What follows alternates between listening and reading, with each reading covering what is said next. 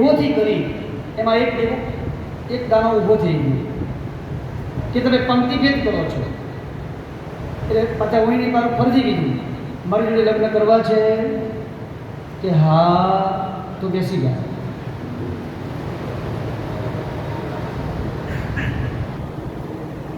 જ્યારે જ્યારે દાનવો ઉપડે ક્રોધ કરે ત્યારે ફક્ત આ એક જ વાક્ય વાપરે, મારી જોડે લગ્ન કરવા છે.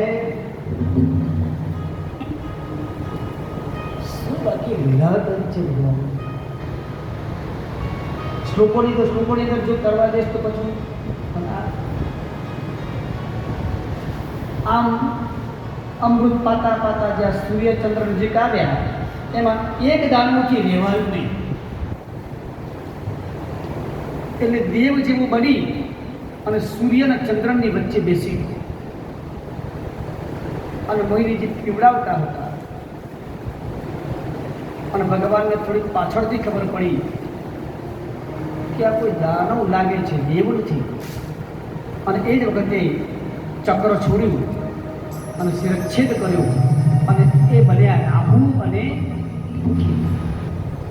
એ અત્યારે પણ સૂર્યચંદ્રને ભજવે છે. સૂર્યગ્રહણ, ચંદ્રગ્રહણ તત્વની દ્રષ્ટિએ અહીંયા આપણે જોઈએ તો આપણા શરીરની અંદર જે મન છે એ ચંદ્રનું કારક છે અને સૂર્ય છે એ બુદ્ધિનો કારક છે.